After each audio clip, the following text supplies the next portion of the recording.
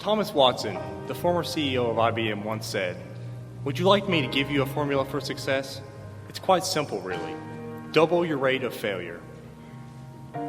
You're thinking that failure is the enemy of success, but it isn't at all. You can be discouraged by failure, or you can learn from it. So go ahead and make mistakes. Make all that you can, because remember, that's where you will find success. There are two ways I can think to find success in the world. And the first one is to take risk.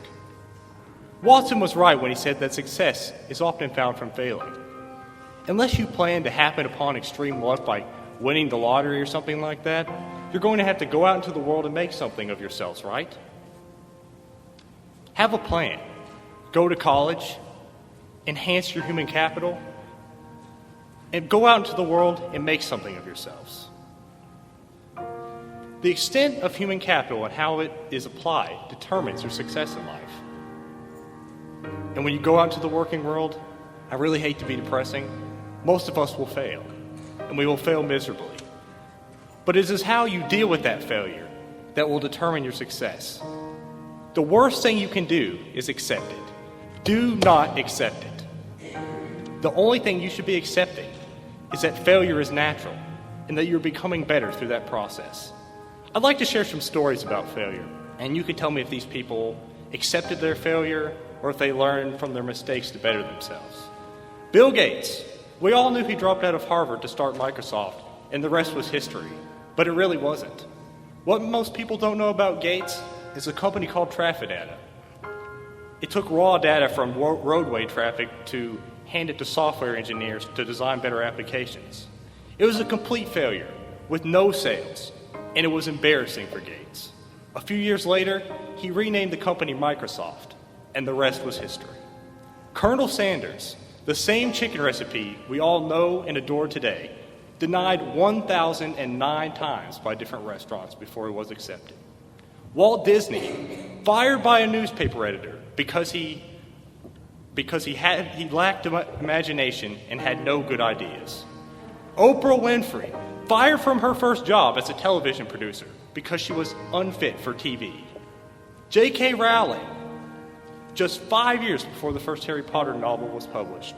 She was divorced, severely depressed, had published a series of novels with no sales, and she was on welfare.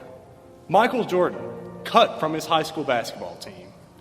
Dr. Seuss, first book rejected by 27 different publishers.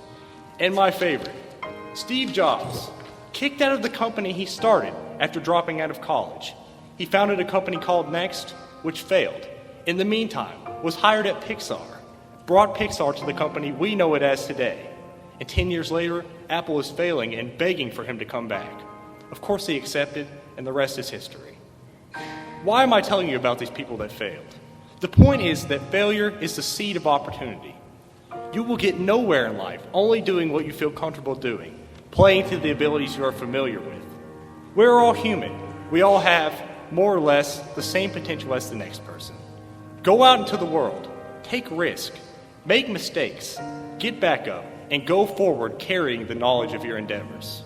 T.S. Eliot once said, "Only those who will risk going too far can possibly find out how far one can go."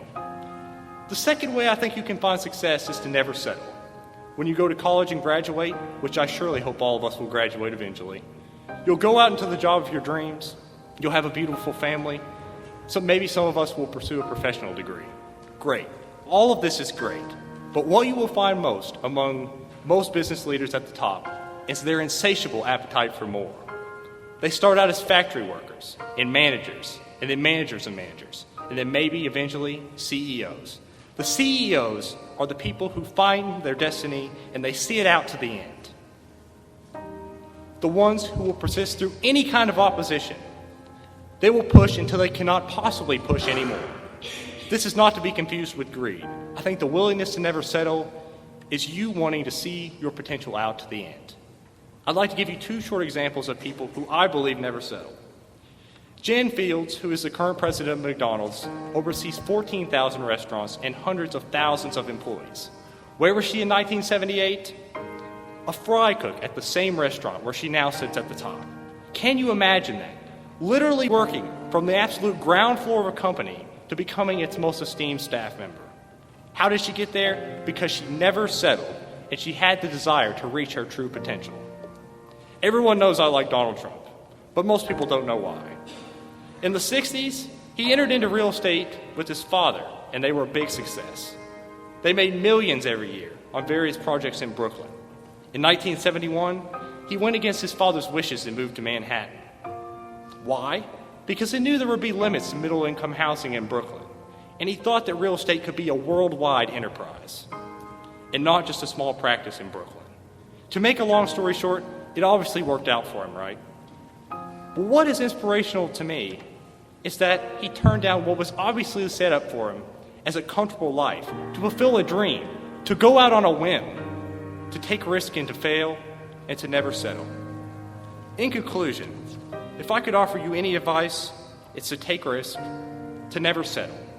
If you find yourself questioning if you were meant for more, if your potential outweighs your current circumstance, it probably does. One of my favorite quotes to live by is, shoot for the moon. Even if you miss, at least you'll land among the stars. Thank you.